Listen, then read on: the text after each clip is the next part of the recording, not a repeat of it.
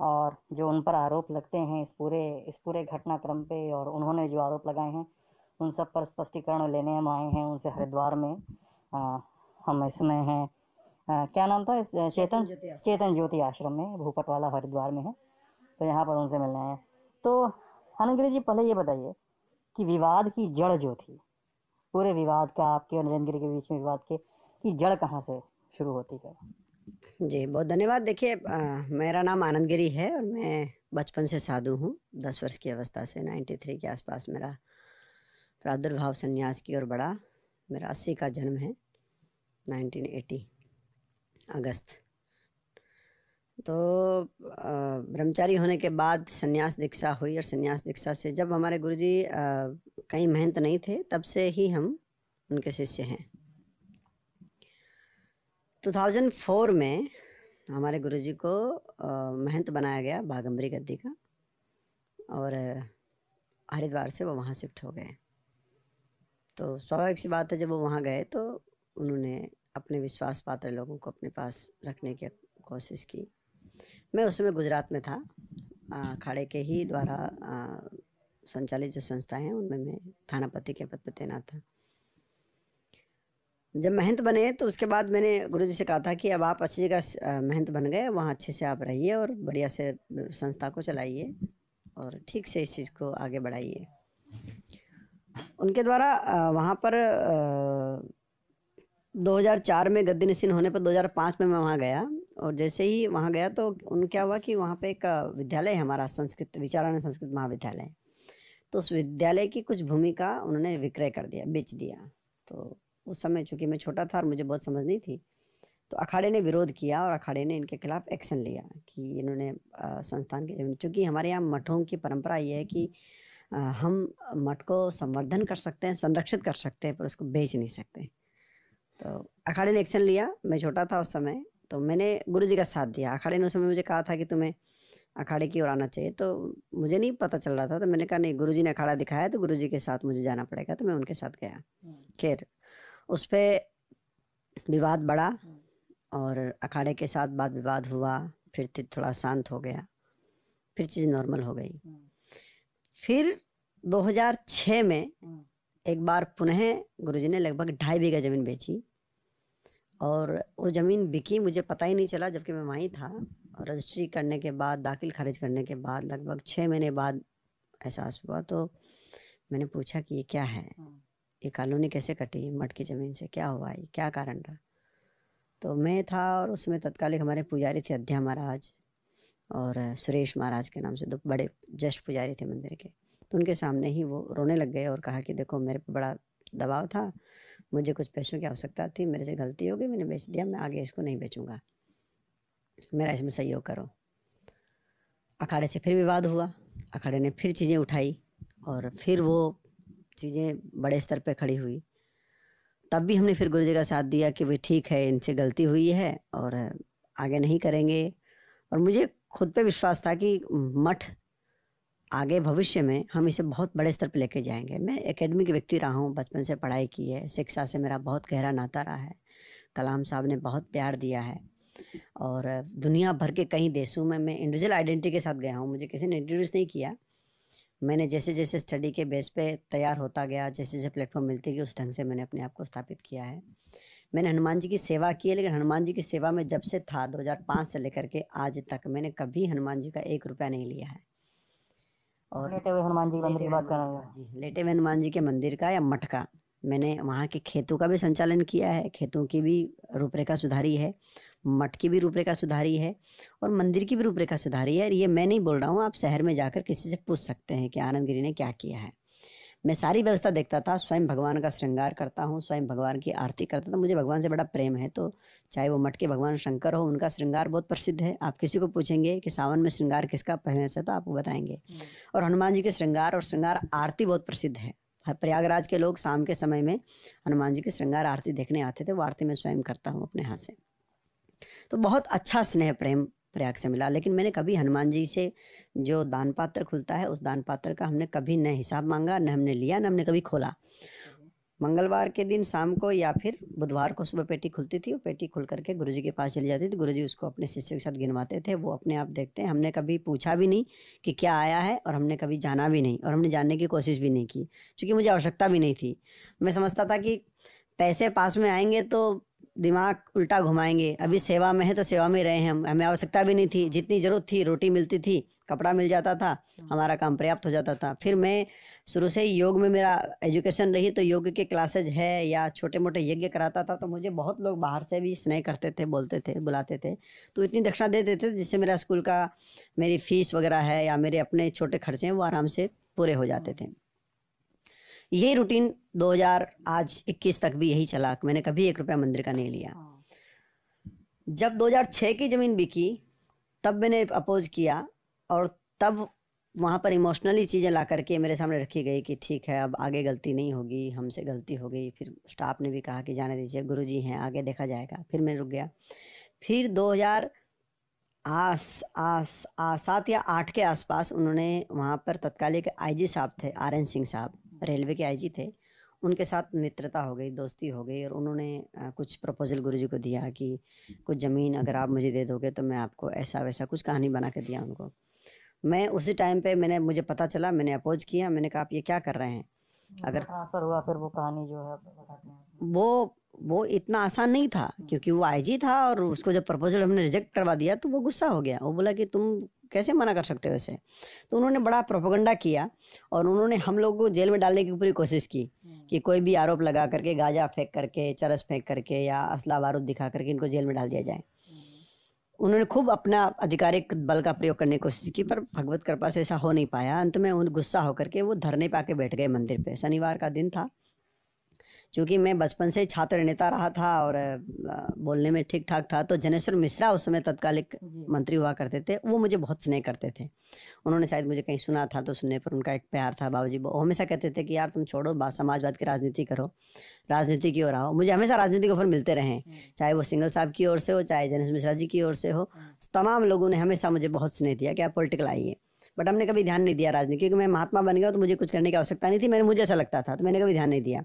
But उस समय जनेश्वर मिश्रा जी ने बड़ा सहयोग किया, और जब धरने पे आईजी बैठे थे तो मुख्यमंत्री मुलायम सिंह जी के पास वो हमारी बात पहुंचाई, और रमाबाई गेस्ट हाउस लखनऊ का गवाह है उसका, बेनी प्रसाद वर्मा जी, जनेश्वर मिश्रा जी, माननीय मुलायम सिंह जी, और तमाम आला ओम प्रकाश जी, तमाम मंत्रियों के साथ में लाई चने की ऐसे ही कमरा था, मीटिंग थी, उसमें जाकर के मैंने अपनी गुहार लगाई। मैंने कहा नेताजी बचाइए, मंदिर में जाएगा और हम लोगों पे आँच आ रही है, हनुमान जी का मंदिर है। नेताजी मंदिर को, हनुमान जी को बहुत मानते हैं, तो उन्होंने कहा अच्छा ठीक है, चिंता नहीं करो। जिस दिन धरने बैठे तो नेताजी ने एक्शन लिया और उनको सस्पेंड किया। AK भल्ला साहब ADJ से थे, जिन्होंने इसकी जांच की। हमारा बयान लखनऊ में दर्ज हुआ, और उस समय भी हमने बयान में ये कहा था कि अगर RN सिंह साहब अगर वापस प्रयागराज जोन में कभी आते हैं, इलाहाबाद जोन में आते हैं, तो निस्संदेह हमें नुकसान पहुंचा सकते हैं। तो हमारी गुजारिश ये है कि अपनी नौकरी के काल उस समय इलाहाबाद जोन में इनका प्रयोग ना रहे, और वो बहुत अच्छे से हुआ। RN सिंह साहब वहाँ से गए, फिर चीज़ें नॉर्मल हो गई। 2011 के आसपास गुरुजी की मित्रता वहाँ के, चूँकि गुरुजी हमारे रहने वाले इलाहाबाद के ही हैं, उनका गांव छतौना पड़ता है, वहीं के रहने वाले हैं, तो उनके जो बाल्यकाल की कुछ चीज़ें थी वो थोड़ी सी, होता ही है कि बचपन के दोस्त होते हैं, बचपन के कुछ आइडियल होते हैं, तो उनको लोग मानते हैं। तो एक महेश नारायण सिंह साहब पॉलिटिकली वो थे, और समाजवादी पार्टी के नेता थे, तो उनके साथ दोस्ती हुई। उन्होंने कुछ ज़मीनों का सौदा करवा दिया, लगभग 6-7 बीघा ज़मीन का सौदा उन्होंने करवा दिया, और इस बात का हमें एहसास ही नहीं हुआ। 2011 में सौदा हुआ, 2011 के अंत में मुझे इस बात का एहसास हुआ, और एक दिन जब रजिस्ट्री करके आए थे तो मंदिर की गद्दी बैठे बैठे गुरुजी गिर गए नीचे, तो मैं घबरा गया। मैंने कहा क्या हुआ। हम भाग करके उठा करके लेके इनको प्रीति नर्सिंग होम लेके गए, AK गुप्ता साहब डॉक्टर थे वहाँ के, उनके पास, और वहाँ ट्रीटमेंट कराया। तो होश आने पर उन्होंने बताया कि मुझसे एक भारी गलती हो गई है, मैंने एक ज़मीन जो है उसका सौदा कर दिया। इतने मतलब जमीन के सौदा करने के बाद बार बार कहते थे कि भारी गलती हो गई है, भारी गलती हो गई, ये 4-5 बार हो चुका है अब तक। तो 4-5 बार हो चुका था, ये 2011 के एंड की लास्ट गलती थी, और इसमें फिर हमने बड़ा भारी एक रुख अख्तियार किया कि मैंने कहा अभी ये नहीं हो सकता, ज़मीन हम नहीं देंगे किसी सूरत में। लेकिन हमारे हाथ में चीज़ें तब निकल गई कि ज़मीन बिक गई है, रजिस्ट्री हो गई, दाखिल खारिज भी हो गई है। खाली कब्जा हमारे पास था, बट सब कुछ हो गया है। फिर एसपीसीटी की यहाँ मीटिंगें हुई, तमाम प्रकार से चीज़ें हुई। महेश नारायण सिंह चुनाव, उसमें तो चुनाव चला, 2011-12 का चुनाव था शायद विधानसभा का। वो विधायक बना और विधायक बनते ही उसी दिन, चुनाव के परिणाम के दिन ही उसने 50 राइफलों के साथ मठ पे चढ़ाई की। मैं मंदिर पे था, मैंने आकर के पूरी ताकत के साथ लड़ाई की उसके साथ में। मैंने कहा तुमसे उम्मीद नहीं थी, तुमने हनुमान जी के लड्डू खाए, हनुमान जी के दर्शन किए हैं, तुम ऐसे कैसे कर सकते हो? तो उसने कहा कि छोटे महाराज आपको कुछ नहीं पता है, पीछे चीज़ें बहुत कुछ बदली है, बहुत कुछ हुआ है, इन्होंने बहुत पैसा लिया है। तो उनके साथ में एक सिपाही अजय सिंह है, तो उसने भी उसमें कुछ हिस्सेदारी अपनी सुनिश्चित की थी। वो बहुत भारी समय था मेरे लिए, और मुझे ऐसा लगा था कि क्यों साधु बन गए हम ना, ये सब चीज़ें करनी थी तो महात्मा ना बनते। क्योंकि हमारे पूर्वजों ने, हमारे गुरुजी इसमें इस गद्दी के 16वें महंत हैं। 16वें महंत, आप समझ सकते हैं कि आदमी को अपने परदादा 4-5 पीढ़ी के बाद याद नहीं रहता है। हमारी वो गद्दी बहुत स्वर्ण अक्षरों में लिखी जाने वाली गद्दी है, बाघम्बरी गद्दी का नाम है। और करीब 500 किलोमीटर के दायरे में उस गद्दी के शिष्य हैं, और लोग बहुत स्नेह करते हैं, प्यार करते हैं उस पीठ को। हमारा एक बहुत बड़ा संस्कृत विद्यालय है, बहुत बड़ी गौशाला है, जिसके कारण वो मठ जाना जाता है। फिर अखाड़े से विवाद हुआ, फिर तमाम प्रकार की वही बातें हुई, फिर चीज़ें खड़ी हुई, और अंत में फैसला ये हुआ कि ये ज़मीन चूँकि लिखी जा चुकी है, रजिस्ट्री हो गई है, दाखिल खारिज हो गई है, तो आधिकारिक रूप से हम इसका कुछ कर नहीं सकते। और पैसा जो था वो कहाँ गया किसी को पता नहीं है, तो कुछ हाथ में था नहीं। हमने बेमन से ही सही वो हिस्सा काट कर गद्दी का देना पड़ा। और हमने तब गुरुजी का कि मैंने कहा अब मैं आपके पास नहीं रहूँगा, आप अपने हिसाब चलिए, मुझे अपने ढंग से कहीं चलने दीजिए, क्योंकि मैं ऐसे नहीं कर सकता। मैं अपने माँ बाप को छोड़ करके सन्यासी बना हूँ, तो वो भी मुझे गालियाँ देंगे कि तुम सन्यासी बन के क्या कर रहे हो, इससे अच्छा तो गृहस्थी बनते, व्यापार करते, परिवार पालते, तुम ये सब बनने की क्या आवश्यकता थी। तो उस समय अलग होने की बहुत कोशिश की। फिर मैंने अपने आप को वहाँ से मोल्ड किया, और मैं देश से बाहर अपने कार्यक्रम योग पर फोकस करना शुरू कर दिया, कथाएं इत्यादि करना, इस तरह में निकल गया, बाहर ज़्यादा रहने लगा। 2017 में फिर उन्होंने एक हमारी गौशाला, अब छोटा सा मठ है, अब इस मठ की स्थिति बहुत छोटी हो गई, छोटा सा एक विद्यालय है, उसके पास में एक छोटा सा गौशाला है, और मठ की बिल्डिंग है। और मठ की बिल्डिंग के ठीक पीछे गायों के लिए, जो गायें होती उनके लिए घास की जगह, थोड़ी बहुत सब्जी भाड़ी लगती, वो जगह है। तो इस मठ का जो मुख्य गौशाला का हिस्सा वो रोड से लगा हुआ है, वो लगभग 1.5-2 बीघे का हिस्सा होगा। तो इन्होंने वो मुझे विश्वास में लेने के लिए कि ठीक है तुम मुझे छोड़ के मत जाओ, मैं वादा करता हूँ कि आगे भविष्य में नहीं बेचूंगा। मैंने कहा आप हमेशा ये वादा करते आए थे और आगे फिर भी आप यही करेंगे। तो उन्होंने उस समय उस ज़मीन को उन्होंने मेरे नाम पे लीज एग्रीमेंट कर दिया कि पेट्रोल पंप वाला विवाद था जी, 30 साल का लीज एग्रीमेंट कर दिया कि ठीक है मैं 30 साल का लीज एग्रीमेंट तुम्हारे साथ नाम कर देता हूँ, जिससे ये कि तुम भी नहीं बेच पाओगे और मैं भी नहीं बेच पाऊंगा। मैंने कहा ठीक है ये अच्छा है, मुझे तो बेचना ही नहीं था, मैंने आज तक बेचा ही नहीं, मुझे आवश्यकता भी नहीं पड़ी, मेरी आवश्यकताएं बहुत छोटी थी, मैंने कभी अपने आप को उस ढंग से लिया ही नहीं कि मुझे बहुत कुछ चाहिए। बिना कुछ मांगे ही परमात्मा ने इतना कुछ दिया है। विद्या का इतना प्रताप है कि इस विद्या ने मुझे लंदन, अमेरिका और कनाडा और ऑस्ट्रेलिया जैसे बड़े देशों की यात्राएं कराई है और बड़े बड़े कार्यक्रम करने का सौभाग्य मिला है। तो मुझे कभी आवश्यकता नहीं पड़ी पैसे, मेरी महत्वाकांक्षा इतनी थी नहीं, कभी बड़ा बनने की कोई चाह नहीं मेरे मन में, आज भी मेरे मन में कोई बड़ा बनने की चाह नहीं है। 2018 में इन्होंने उस ज़मीन का जब मेरे नाम लीज किया, उसके पश्चात चीज़ें ठीक हो गई। 2019 में मेरे साथ एक बड़ा घटनाक्रम घटा ऑस्ट्रेलिया में। मैंने एक वहाँ स्कूल बनाया था, कल्चरल स्कूल बच्चों के लिए, डेज के नाम से एक संस्था फाउंड की, मेरे शिष्यों के नाम से वहाँ पर एक संस्था बनाई। बनाया था आपने स्कूल? ये मैंने बनाया 2016 में, वहाँ पे 2016 में तैयारी हुई। कैनबरा में नहीं, सिडनी में। और 2018 में इसको प्रारूप दिया था। 2018 में हमने इसको एक बहुत अच्छे स्तर पे, मैं हर साल जाता हूँ, तो 2018 में हमने स्कूल की पूरी फाउंडिंग करके सिस्टम बना दिया था। वहाँ पर कुछ ऐसे चक्रव्यूह रचे गए जो यहाँ से भी षड्यंत्र थे और वहाँ से भी थे। और उस षड्यंत्र में मुझे ये सोचना लोगों ने आरंभ किया कि इसे सिडनी ना आने दिया जाए, ब्लॉक करने का क्या तरीका है। तो सिंपल सा वे है कि असोल्टिंग का कोई चार्ज लगा दो जिससे इनका वीज़ा ब्लॉक हो जाए। सेक्सुअल असॉल्ट का? सेक्सुअल असोल्ट नहीं, इंडिसेंट असोल्ट। हाँ, जैसे जादू टोना या इनप्रॉपर वे उसको कह सकते हैं, ठीक है ना, इंडिसेंट। उसका चार्ज लगा? हाँ, वो चार्ज मुझ पे लगाया गया और वो बहुत मिनिमम छोटा सा चार्ज होता है। बट चूंकि साधु और साधु के साथ में महिला के साथ जोड़ते, तो इंडियन मीडिया में एक अलग सा, इंडियन मीडिया ने, खैर बड़े प्लेटफॉर्म ने किसी ने भी इसको तवज्जो नहीं दी। खाली इंडियन एक्सप्रेस ने, जागरण ने, कई सारे अखबारों ने चलाया, SBS टाइम्स है, वहाँ की रिपोर्ट भी है। मैं बताता हूँ, SBS के साथ मेरा इंटरव्यू है, बाकायदा SBS के साथ मैंने इंटरव्यू किया है। वहाँ सर इंडिसेंट असॉल्ट नहीं, सेक्सुअल असॉल्ट लिखा। मैं इंडियन एक्सप्रेस की खबर, मेरे पास में आज भी इंटरव्यू है उनके, मैं आपको दिखा सकता हूँ। उनके पास ऐसा कोई सेक्सुअल असॉल्ट नहीं हुआ है, कहीं पे भी कुछ चीज़ ऐसी नहीं थी। Indecent assault. मैं सॉरी आप इंटरप्ट करने के लिए, मैं बस अपनी बात कह दूं फिर आप शायद क्लियरिफाई करें। मैं इंडियन एक्सप्रेस की खबर का हवाला दे रहा हूँ। 2016 में बताया था कि 2016 में एक असॉल्ट था, 2018 में असॉल्ट था, 19 में आपका अरेस्ट हुआ था।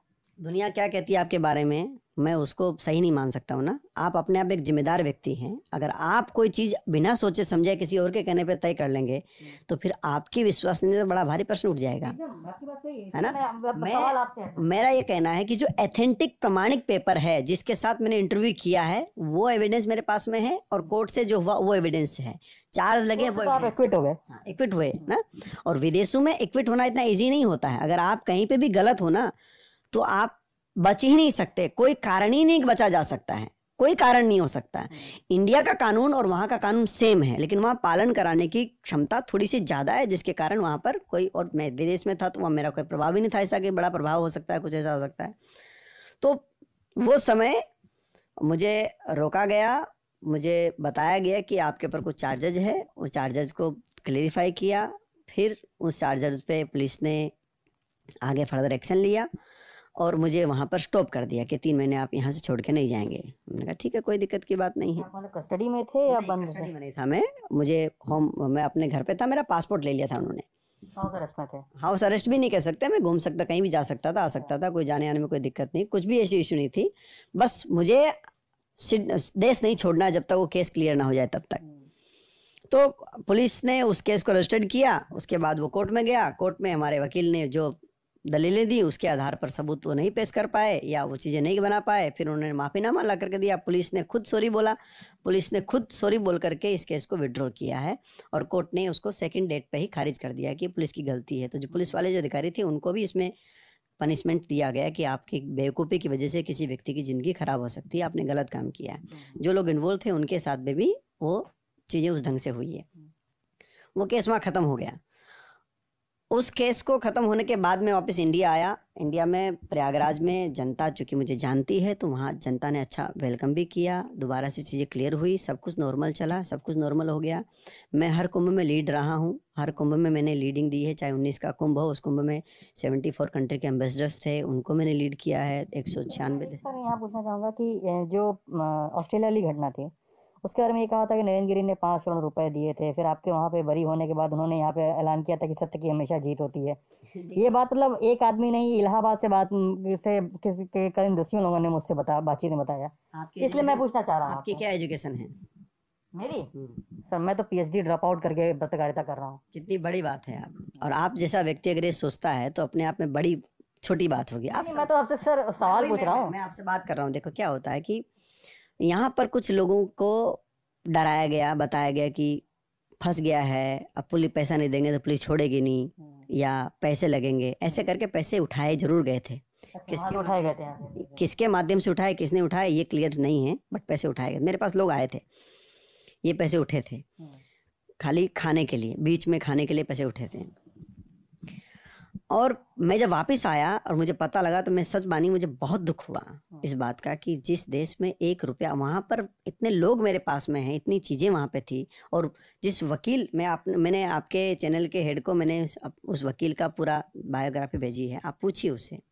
He never claim the single $, 1 रुपया नहीं लिया उस बंदे ने, और इतने अच्छे से केस को लड़ा, क्योंकि केस एकदम क्लीन था, उसमें कोई लाग लपेट नहीं थी। आप ही कहने बीच के कुछ लोग थे, इनका पता नहीं कौन थे वो लोग, लेकिन उन्होंने पैसा उठाया है। पैसा उठाया था उन लोगों ने, लेकिन जो सच था वो सामने आया और चीज़ें क्लियर हो गई, हम साफ होके यहाँ आ गए।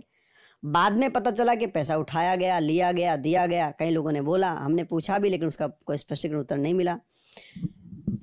फिर ये मटकी जो ज़मीन मेरे नाम थी, इस ज़मीन को बेचने के लिए मुझ पर दबाव आने लगा कि तुम लीज कैंसिल करो, लीज कैंसिल करो। तो मैंने पूछा लीज कैंसिल करने की आवश्यकता क्या है? नरेंद्र जी ने सीधे सीधे बोला आपका? गुरु जी के द्वारा ये बात हुई कि लीज कैंसिल की। सीधे नहीं बोला था? पहले सीधे नहीं बोला, फिर 2020 के नवंबर में उन्होंने सीधे बोला कि लीज कैंसिल करो। तो मैंने पूछा कि लीज कैंसिल करने की आवश्यकता क्या है? बोला नहीं, पहले हमने सोचा था कि इस पंप लगाएंगे, लेकिन पंप नहीं लगाना है। मैंने कहा कुछ भी लगाओ ना लगाओ, लेकिन लीज कैंसिल करने की आवश्यकता महसूस कहाँ पे हो रही, मुझे इस पर क्लियरिफिकेशन चाहिए। तो मुझे पता चला कि उस ज़मीन को बेच करके उस ज़मीन के नाम पे टोकन किसी से ले लिया गया है। मुझे इस बात का एहसास हुआ, इसलिए मैंने कहा मैं लीज कैंसिल नहीं करूँगा। और मैं हरिद्वार आया, क्योंकि हर बार अखाड़ा लड़ता था, हर बार अखाड़ा पीछे खड़ा होता था। मैं इस बार अखाड़े के पास गया, अखाड़े के पंचों के पास गया, अखाड़े के मुख्य महंतों और मुख्य जो लोग हैं उनके पास गया। मैंने कहा कि देखो, इस ज़मीन पर गौशाला है और इसी ज़मीन पे अखाड़े की छावनी लगती है। जब भी कुंभ होता है तो अखाड़ा पहले वहीं बेस कैंप बनाता है, उसी को हम छावनी बोलते हैं। उस बेस कैंप से तैयार होकर के हम मेले में प्रवेश करते हैं, जिसको हम पेशवाई बोलते हैं। कल वो ज़मीन बिक जाएगी तो हम कहाँ बेस कैंप बनाएंगे? आने वाले साधु मुझे कोसेंगे कि तुम वहाँ थे, तुमने ज़मीन नहीं बचाई। अब छोटी ज़मीन बची है, इतना कुछ चला गया, इसको आप बचा लीजिए। इस ज़मीन को मैं लीज कैंसिल करके आपके नाम कर दूँ, अखाड़े के नाम कर देता हूँ, या 5 लोगों की कमेटी बना के उसका नाम करा दीजिए। इसको छोड़िए मत कि बिक ना जाए। तो अखाड़े ने विश्वास दिलाया था कि आप चिंता मत करो, आपने सही आवाज़ उठाई, आप अपने स्टैंड पर क्लियर रहो, हम आपके साथ हैं। और हम गुरुजी से यहाँ पर आने पर कुंभ के बाद या कुंभ के बीच में जैसे टाइम मिलेगा बात करेंगे। कुंभ के बीच में भी कई बार मैंने कहा, तो कुंभ के बीच में भी उन्होंने कहा कि कुंभ चल रहा है, कुंभ खत्म होगा तो हम इस पर आपसे बात करेंगे। और कुंभ खत्म हो गया, गुरुजी कोविड पे पॉजिटिव हो गए थे, कोविड फिर नेगेटिव हुए, फिर वापस वहाँ चले गए, चीज़ें नॉर्मल थी। इन्होंने कहा कि वापस आएंगे तो हम बात करेंगे। और सडनली मुझे 11 तारीख को एहसास हुआ कि कुछ मेरे खिलाफ षड्यंत्र हो रहा है, कुछ चीज़ें मेरे खिलाफ करने की कोशिश कर रहे हैं। तो मैंने पूछा कि, मैंने कहा ऐसा कुछ करोगे तो फिर मैं आपकी सारी चीज़ें जो है वो सब खोलूँगा, क्योंकि कितने लोग, कितनी प्रॉपर्टी अखाड़े की बेची जा रही है, कितना कुछ हो रहा है, मुझे नहीं अच्छा लग रहा वो सब चीज़ें। तो उनका नहीं, तुम्हें कुछ बोलने की आवश्यकता नहीं, कुछ बोलो मत, और हम जल्दी ही तुम्हारे पक्ष में कोई मीटिंग करेंगे और उसमें तुम्हें बुलाएंगे, तुम अपनी बात रखना। मैंने कहा ठीक है। 12 तारीख 13 तारीख को मेरा ये मैंने एक आश्रम यहाँ बनाया। चूँकि ये सब चीज़ें इतनी बदल गई थी तो मुझे लगा कि मुझे बालक हो ही जाना चाहिए, क्योंकि अब नहीं अच्छा लग रहा है कि हम साथ बैठ के लड़ें और साथ बैठ के रहें। चूँकि कहाँ आपने आश्रम बनाया? हरिद्वार में गंगा किनारे। मैंने अपने शिष्यों से कहा, अपने लोगों से कहा, तो सबने मदद की, सहायता की। लगभग 25 लाख की मैंने ज़मीन यहाँ खरीदी। ज़मीन खरीद करके मैंने आश्रम यहाँ खड़ा करना शुरू कर दिया। आश्रम बनना शुरू भी हो गया, सब कुछ हो गया। उस बीच के दौरान में जो उसकी सरकारी फॉर्मेलिटी थी वो भी हम पूरी करते रहे, धीरे धीरे काम करते रहे। और 13 मई को अचानक अधिकारी आते हैं और उसी दिन का नोटिस देते हैं कि आज के दिन आपको नोटिस दिया जाता है कि आज ही के दिन आपकी प्रॉपर्टी सीज कर दी जाती है। जबकि ऐसा कभी होता नहीं कि सिंगल डे का नोटिस दे के, अरे 2 दिन का टाइम दो, जवाब मांगो, कारण बताओ, है ना। उन्होंने कहा नहीं, पहले हमने बहुत नोटिस दे चुके हैं, अब हम इसको हम सीज करेंगे। सीज कर दिया। मैं उसको समझता, उतने में 14 तारीख को धड़ाम से दूसरा नोटिस आ गया कि तुम्हें अखाड़े से निष्कासित कर दिया गया। मैंने अखाड़े से पूछा कि वैसा क्यों किया आपने? बोला बेटा ये तो होता रहता है, कोई बड़ी बात नहीं है, तुम चिंता मत करो, हम तुम्हें वापस कर लेंगे, तुम बस शांत रहो। तो मैंने कहा मैं मीडिया में क्या स्टेटमेंट दूँ, मैं मीडिया को क्या बोलूँ? तो मेरे पास रिकॉर्डिंग है बाकायदा। मैंने बात की उन लोगों से, तो मैं, क्योंकि मुझे पता था कि चीज़ें हो रही तो रिकॉर्डिंग होना अनिवार्य है। तो उन्होंने कहा कि तुम शांत रहो और कोई बयान मत दो, कोई खिलाफ मत जाओ, तो ऑटोमेटिक चीज़ें तुम्हारे पक्ष में जाएगी। तो मैंने मीडिया को कहा कि मैंने कहा गुरुजी हैं, जो भी उन्होंने फैसला लिया कुछ सोच समझ के लिया होगा, संस्था है इतनी बड़ी, सोच समझ के लिया होगा, मैं समझूंगा कारण, तब फिर आपके बीच में रखूँगा। निष्कासन हो गया। मुझे निष्कासन से भी दिक्कत नहीं थी, उन्होंने निकाल दिया, मुझे उससे भी कोई दिक्कत नहीं थी। मुझे दिक्कत इस बात से हुई कि जब उन्होंने ये आरोप लगाया कि हनुमान जी का पैसा मैं अपने घर ले गया हूँ, तो मुझे बहुत तकलीफ हुई कि मैंने 30 साल का जीवन, संन्यास जीवन में आपको दे दिया, मैं अपने घर कभी नहीं गया, मैं अपने माता पिता से नहीं मिला, मैं अपने कहते हैं उज्जैन में अपने घर वालों को बुलाया था भैया, उसी के कारण बताता हूँ। और बिना मिले बिना गए कोई आदमी ये कह दे कि उनको पैसा लगा, तो जब वो न्यूज़ देखेंगे तो कितना बड़ा धक्का उनको लगेगा। और मैं चुप रहता हूँ तो सीधी बात एडमिट हो जाएगा वो, तो इसका मतलब तुमने दिया तभी तुम चुप हो। फिर मैंने खुल करके बोलना शुरू किया। चूँकि मैं सन्यासी हूँ, चूँकि एक फेमस योग गुरु हूँ, धर्म गुरु हूँ, तो दुनिया मुझे जानती है, जहाँ मेरा जन्म है लोग बोलते तो है नहीं। तो कुंभ में हर एक व्यक्ति, आप कुंभ में जाते हैं तो क्या कुंभ में जाने का अधिकार किसी को नहीं है क्या? अगर माँ बाप आकर के प्रणाम करके जा रहे थे, इसमें बुराई क्या है? उनका ये आरोप था कि आपने राशि ठाट बाट के साथ एकदम उनको ठहरवाया था, अपने भैया भाभी को, ऐसा कुछ कहा था उन्होंने। देखिए, राशि ठाट बाट तो मेरा अपना नहीं है, मैं उनको कैसे ठहराऊंगा? मैं कोई करोड़पति व्यक्ति हूँ या मैं कोई मिलियनर हूँ या वो मुझे कोई पैसा देते हैं या कोई मेरी तनख्वाह आ रही है? कुंभ में ऐसा होता है कि लोग मिलना चाहते हैं, लोग मिलते हैं। राशि ठाट बाट क्या होता है और किस ठाट बाट से किसको कोई रुका सकता है और क्यों रुकाएगा? और रुकाया तो प्रूफ दीजिए, प्रमाण दीजिए, उसका कोई प्रमाण भी तो होगा ना, रुकाया होगा तो। जब मेरे परिवार पे बात आई तब फिर मैंने परिवार की बात, मैंने कहा परिवार की बात है तो आप लीजिए। फिर मैंने उनके पूरे परिवार की हिस्ट्री आउट की है कि आपने यहाँ यहाँ पर ये चीज़ें दी है, उसका ये प्रमाण है, ये उनके एविडेंस है, ये उनके पेपर है, ये उनकी चीज़ें हैं, और यहाँ पे ये चीज़ें खरीदी गई, इस टाइम पे खरीदी गई, ये सिस्टम बना के दिया। मैंने अगर किया हो तो मैं दावे के साथ कहता हूँ, आज भी कहता हूँ कि आप निकालिए, अगर निकलती है तो जो सजा है मैं भुगतने को तैयार हूँ। मैंने समाज के बीच में भी बात कही थी कि अगर मैं गलत हूँ, मैंने आज तक कभी कोई क्राइम की और अपना जीवन नहीं बताया है। पूरे वर्ल्ड में मेरे खिलाफ कभी कोई आपराधिक मामला दर्ज नहीं है। मैंने हिंदुस्तान क्या दुनिया भर के किसी भी कोने में कोई अपराध का पहला शब्द भी नहीं पढ़ा है, क्योंकि मेरा जीवन ऐसा था ही नहीं। मैं एक ब्राह्मण कुल का व्यक्ति था और मैं सन्यासी बना हूँ, साधु हूँ। मैंने हिमालय की यात्राएं की है, संतों का सानिध्य लिया है, शास्त्र पढ़े हैं। तो और अपराध का मेरा कोई प्रारूप ही नहीं था ना ऐसा, मुझे ऐसे करने का। मुझे कोई बहुत बड़ा बाबा बनना है ऐसा भी कोई शौक नहीं था मेरा, या मुझे कोई बहुत बड़ा बिजनेसमैन बनना है या बहुत पैसे वाला बनना है ऐसा भी कोई शौक नहीं है। मुझे आप शुरू से देख सकते हैं, मेरा जीवन खुली किताब है। मेरे जीवन में कुछ भी चीज़ छिपी हुई है ही नहीं। मैं तो खुद अपनी चीज़ें फेसबुक पे हमेशा अपडेट करता हूँ।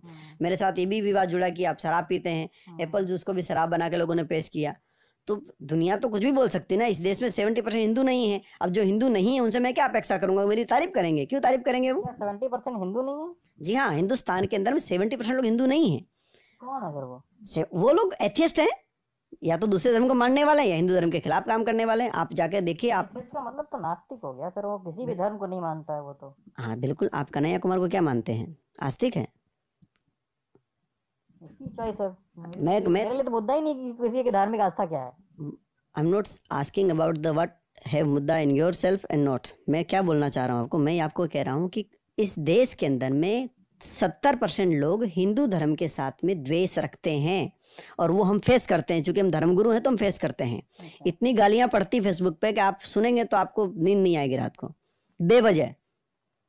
बेवजह गालियां पड़ती है, और ऐसी साइट्स बनी हुई है नास्तिक करके। आप फेसबुक पे जाएंगे तो नास्तिक पोस्ट देखिए, हिंदू देवी देवताओं को कैसे भद्दे कमेंट करते हैं, कितनी गालियां देते हैं, हिंदू मंदिरों को कैसे टारगेट करते हैं। सर वो मतलब मैं आपकी फाइंडिंग्स हैं, लोगों का सोचना है जो जी आपराधिक है। जो मेरा कहना है, आप मीडिया के रिस्पॉन्सिबल व्यक्ति हैं, आप कैसे भाग सकते हैं? नहीं आनंद जी मैं ये कह रहा हूँ। नहीं, मेरी बात सुनिए। मैं किसी को गलत बोल रहा हूँ तो मुझे बोलिए। अगर नास्तिक वेबसाइट नहीं है, लोग गालियां नहीं देते, तो आप मुझे बोलिए, करेक्ट करिए ना मुझे कि you are wrong. If I am wrong, I will admit it myself. अरे आनंद जी बोल तो लूँ मैं अपनी बात। मैं ये बोल रहा हूँ कि मेरी दृष्टि से जब तक कोई कृत्य आपराधिक नहीं है तो भला अगला नास्तिक हो या आस्तिक हो, ये मेरे लिए कोई मुद्दा नहीं है। बहुत बढ़िया। आपराधिक अगर कृत्य नहीं है तो बताता हूँ आपको। अपराध क्या है? अल्लाह को गाली देना अपराध है, राम जी को गाली देना अपराध नहीं है। नहीं, किसी की धार्मिक आस्थाओं को चोर, किसी की भी धार्मिक आस्थाओं को चोर बनाना कानूनन अपराध है। आपने कभी आवाज उठाई है?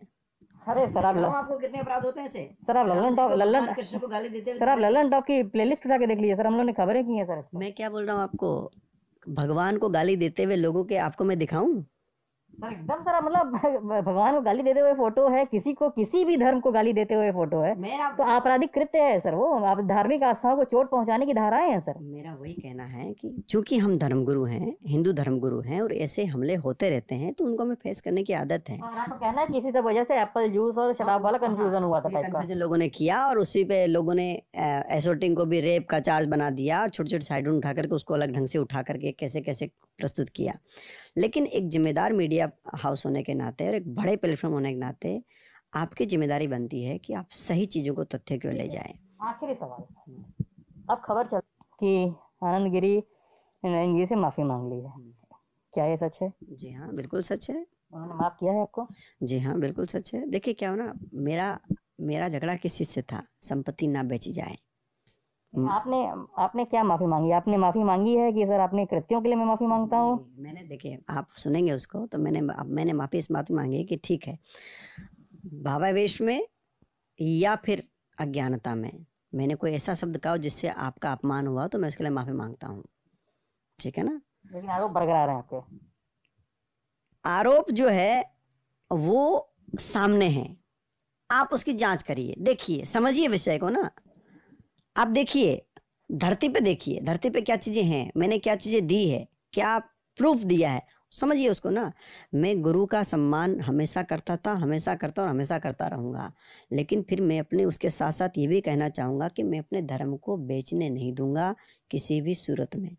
ये भी मेरा दायित्व है, ठीक है ना। अच्छा, इस आरोप में कितनी सच्चाई है कि इस बात में, इस चर्चा में कितनी सच्चाई है, आप ही बताइए, क्योंकि गेंद आपके पाले में है अभी, बिल्कुल कि नरेंद्र गिरी को इस बात से खुन्नस थी कि आप अपना खुद का एक एम्पायर खड़ा कर रहे थे उनके पैरेलल। कुंभ के समय आप अर्ध कुंभ इलाहाबाद में आप मीटिंग्स कर रहे थे नेताओं संत समाज के साथ, उन्हें उनकी जानकारी के, इस तरह की कई सारी खबरें, कई सारे इनसाइट सामने आते हैं। देखिए, ये तो इसको बोलते हैं गॉसिप, ये आपने एज्यूम किया हुआ है। नहीं, मैं सुन रहा हूँ, इसलिए मैं बोला गेंद आपके पाले में, जवाब सर आपको देना है, क्लेरिफिकेशन आपको देना है बस। मैं बिल्कुल दूंगा। हम लोगों में ऐसा कोई मीटिंग या कोई ऐसा विषय नहीं है जिससे कहा जाए कि मैं कोई एम्पायर खड़ा कर रहा हूँ या नाम बना रहा हूँ। मेरा नाम इंडिविजुअल है। मैंने 2008 में एक संस्था बनाई थी, गंगा सेना, ठीक है ना। उसमें लगभग 4000 से अधिक युवा जुड़े हुए हैं। गंगा जी की सफाई के लिए काम हम करते हैं, और वो काम और यूथ पे, चूँकि मेरा सब्जेक्ट ही यूथ पे रहा है, मैं मेंटल और फिजिकल हेल्थ पे ही बोलता हूँ। IIT IIM जैसी संस्थाओं में बोलने का मौका मिला है, दुनिया भर की बड़ी संस्थानों में जाकर के बोलने का मौका मिलता। तो यूथ के साथ मेरा कनेक्शन आज से नहीं, समय शुरू से है। कलाम साहब से संबंध था, तो स्वाभाविक सी बात है कि जो राजनेता है मेरे साथ बहुत अच्छा संबंध मुरली मनोहर जोशी जी से था। मेरा बहुत अच्छा संबंध अशोक सिंघल साहब से था, भगत सिंह कोश्यारी जी से था, केशव प्रसाद मौर्य से है, योगी जी से है। तो ये संबंध तो किसी ने बनाए नहीं ना। आप काम करोगे, दुनिया अपने आप मानेगी। आप ललन टॉप के एक पत्रकार हैं, आपको दुनिया अगर पूछती है, आपके फोटो खिंचवाती है, तो इसमें कोई बुराई थोड़ी है। आप ये थोड़ी कह सकते हैं आप ललन टॉप के साथ एक पैरेलल अपना एम्पायर खड़ा कर रहे हैं, आप इसको एम्पायर कहेंगे क्या? आपका काम है, जब आप काम करोगे तो लोग आपको अप्रिशिएट करेंगे, इसमें कौन सी बड़ी बात है। ये कोई किसी के खिलाफ कोई वो नहीं है, हम किसी के खिलाफ नहीं थे, हम अपना काम कर रहे थे, और अपने काम का अगर अप्रिसिएशन मिलता है तो इट्स नॉट रॉन्ग, ये कोई गलत बात नहीं है। इसमें मैं कहाँ गलत हूँ, मुझे कहा ये बताया जाए, मैं कहाँ गलत हूँ इसमें। मैं हमेशा गुरु जी के पास चरणों में बैठता था, चरणों में बैठता हूँ और चरणों में बैठता रहूँगा, कभी उनके ऊपर नहीं बैठा। कोई मीटिंग ऐसी नहीं होगी जिस मीटिंग में वो बैठे और मैं उनके साथ कुर्सी बैठा हूँ। कोई ऐसा मंच नहीं रहा होगा जब उनका मैंने सम्मान ना किया हो, या खुले मन से ना कहा होगा कि इनकी वजह से मैं बना हूँ।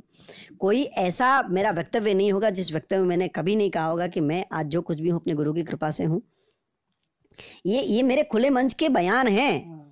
फिर इसमें कहाँ आ गया कि मैं उनसे बड़ा बनना चाहता हूँ, या इसमें कहाँ आ गया कि मैं उनके पैरेलल कोई चीज खड़ी कर रहा हूँ। अरे बाप बाप होता है, बेटा बेटा होता है। अरे एक बात ये भी उठती है सर आपके ऊपर कि कुंभ के समय एक कैटरर का सारा सामान वामान आपने बहुत दिन तक कैटरर को भागना भागना पड़ा था, ऐसा कुछ भी कहा जाता है। ये सब फेक है, ये फेक न्यूज है। हम जब कैंप लगाते हैं तो बहुत सारे लोगों के साथ में हमारा सिस्टम होता है। जब कोई कैटरर काम करेगा उसका हिसाब होगा, हिसाब देगा, पैसा लेगा, सामान लेके जाएगा। तो नॉर्मल चीज़ है, इसमें कोई भागना किसी को नहीं पड़ा है, या कोई भागा कहीं से नहीं है, या किसी का कोई सामान दबा के मैं के घर ले जाऊंगा क्या। सर आपने कहा था एक संत की आत्महत्या को, आपने कहा था कि वो हत्या हुई है, इसकी जांच की जानी चाहिए। हाँ, मैंने ये कहा था।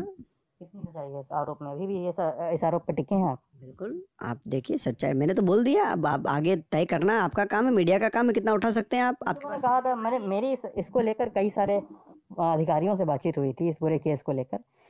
उन्होंने कहा कि ये this was not homicide, but this was a suicide, clear case of suicide of depression and everything. They couldn't find anything related to homicide. What is the proof? उन्होंने जांच की, जांच के बाद ही बोला था। फॉरेंसिक रिपोर्ट कहाँ है? फॉरेंसिक रिपोर्ट कहाँ है? ये कहा गया कि वो शराबी थे, उनकी पोस्टमार्टम रिपोर्ट कहाँ है? क्या कहीं उनकी आप PIL क्यों नहीं डाल रहे हैं? इसका मतलब सवाल ये भी उठता है ना, फिर आपको एक PIL डालनी चाहिए, या आपको एक पैरेलल FIR डालनी चाहिए। मैं बहुत छोटा व्यक्ति हूँ साहब। FIR और PIL में कितना समय लगता है सर? आनंद जी आप ही बताइए। मैं बोल रहा हूँ ना, मैंने कुछ नहीं किया तो मेरी ये दशा हो गई। आज मैं किसी और के यहाँ शरण लेके बैठा हूँ, मेरा आश्रम सीज कर दिया गया, मेरे पास रहने की जगह नहीं है, और मुझे रोज़ थ्रेटिंग मिल रही है कि तुम बाहर आओ, तुम्हें देख लेंगे, तुम्हें निपट लेंगे। यहाँ से लेकर के दुबई और पाकिस्तान तक के फेक कॉल मेरे पास में आ रहे हैं। मैं आपको कौन थ्रेट कर रहा है? थ्रेट कौन दे रहा है आपको? किसके कहने पे थ्रेट दिया जा रहा है आपको? क्या लगता है? अब उसके लिए बाइडेन तो करेगा नहीं अमेरिका से आकर के, उससे तो मेरी कोई बात ही नहीं। मोंगोमरी मठ से ही थ्रेट दिया जा रहा है? देखिए, मैं इस विषय को मैं नहीं कह सकता कि क्या है क्या नहीं है, लेकिन मेरी स्थिति को आप समझने की कोशिश करिए, अपने आप को मेरी जगह रख के देखिए। कितनी बड़ी संस्थान से मैंने पंगा लिया है और कितना बड़ा पंगा लिया है। मेरा एक ही कहना है कि मैं गलत हूँ तो मैं हर प्रकार की सज़ा भुगतने को तैयार हूँ, लेकिन कोई सुनने को तैयार हो, कोई समझने को तैयार हो, वन वे कोई फैसला लेता है तो उसमें मैं क्या कर सकता हूँ। बिना, हमारे यहाँ सिस्टम है अखाड़े का, पंचायत राज है। यहाँ अगर किसी व्यक्ति को अपराधी घोषित किया जाता है, नोटिस दिया जाता है, उसको सामने बुलाया जाता है, जज पे बिठाया जाता है, पूछा जाता है कि तुम्हारा अपराध है, बताओ तुम्हारे साथ क्या किया जाए। उसके लिए SIT बनती है, कमेटी बनेगी, जांच करेगी। मेरे घर में अगर पैसा दिया तो घर तक जाते हैं ना लोग, पूछते हैं ना जा करके। मेरी माँ भी एक्सपायर की है, मैं माँ के मरने के बाद, चूंकि लोगों ने कहा और इतना बड़ा प्रकरण हुआ, मेरी माँ एक्सपायर कर गई, मैं गया हूँ, मैं अंत्येष्टि क्रिया करके आया हूँ उनका। और जब मैं गया हूँ तो मैं, आप यकीन नहीं करेंगे, आप जाके देखिए, हजारों लोगों ने, खाली देखने के लिए लोग सड़कों पे खड़े हो गए थे कि महात्मा इतने सालों के बाद वापस गाँव में आया। गाँव का एक एक व्यक्ति देखने के लिए पूरी रात लोग जगे हैं मेरे साथ में। अगर मैं रोज जाऊँगा तो कोई देखने आएगा किसी को? अगर मैं रोज जाऊँगा तो पता नहीं चलेगा, गाँव वाले नहीं बताएंगे। आप जाके पूछिए ना, समझिए चीज़ों को, विषय को ठीक से उठाइए। लेकिन वन वे फैसला करना है तो फिर आपका अधिकार है हजूर, आप हाकिम हैं, आप ही जज हैं, आप ही सब कुछ है, तो जो करना कर दिया। मैं, मेरा बस इतना सवाल छोटा सा, कोई आप होमिसाइड, सुसाइड के केस को अगर आप कह रहे हैं कि होमिसाइड है, या कोई सुसाइड और होमिसाइड के बीच में किसी केस में कंफ्यूजन है, तो why don't we file a PIL, why don't we file an FIR to reopen the case, reopen the investigation? मतलब मेरे ख्याल से तो सीधा साधा वही है ना। देखिए, मेरे पास जितनी कैपेबिलिटी थी या मेरी जितनी औकात थी, मैंने वो किया, और उसका खामियाजा मुझे भुगतने को पड़ रहा है कि आज मैं विस्थापित व्यक्ति हूँ। मेरे पास न रहने की जगह है, न बैठने का जगह है, और न ही अखाड़े ने मुझे कुछ वो किया है। अखाड़े ने सीधा आरोप लगाकर बाहर करके दरवाज़ा बंद कर दिया है। मैं महात्मा हूँ, मेरे साथ इस समय कोई नहीं है। मैं हमेशा से बोलते आ रहा हूँ और लगातार थ्रेटिंग मिल रही है कि तुम अगर ये नहीं करोगे तो ये हो जाएगा, वो हो जाएगा। मैं कहीं जा नहीं सकता, मैं जाता हूँ तो मुझे डर लगता है कि कहीं जाऊँगा तो पता नहीं क्या, कब कोई क्या कर देगा, क्योंकि ये चीज़ें हो चुकी है, लोग मर चुके हैं। अच्छा, मैं ये मानता हूँ कि ठीक है वो सुसाइड नहीं थे, तो जांच करो ना हजूर। सरकार किसके लिए होती है, तंत्र किसके लिए होता है, सिस्टम किसके लिए होता है? 1000 करोड़ का प्रकरण है, कोई छोटी मोटी बात है क्या? 500 करोड़ से ऊपर की प्रॉपर्टी बेच दी गई, पैसा कहाँ गया? पूछिए ना, कौन पूछेगा ये बात? सब काम मैं ही करूँगा क्या? मेरे तो जान पे लाले पड़े हुए हैं। रहने की जगह छीन ली गई, जबकि मैंने अपनी मेहनत, अपनी पुरुषार्थ से बनाया आश्रम, वो सीज कर दिया गया। आपको माफी दी गई है, वापस नहीं लिया गया है मठ में और अखाड़े में? अब देखिए, वापस लेना न लेना ये तो उनका अपना फैसला है, वो क्या करेंगे क्या नहीं करेंगे। वर्तमान में मैं निष्कासित हूँ, वर्तमान में मेरी स्थिति आपके सामने है। वर्तमान में मैं एकदम सड़क पे हूँ, एकदम सड़क पे हूँ, और मैंने अपने जीवन में कोई अपराध कहीं नहीं किया है, किसी प्रकार की गलत कोई धारणा नहीं बनाई है। मैं कोई माफिया किस्म का, जैसे छोटे छोटे एलिमेंट्स जिसे कहते हैं कि जो विधर्मी हैं, हिंदू धर्म को हेट करते हैं, उन लोगों ने जो नेट पे डाले हैं वो मुझे बहुत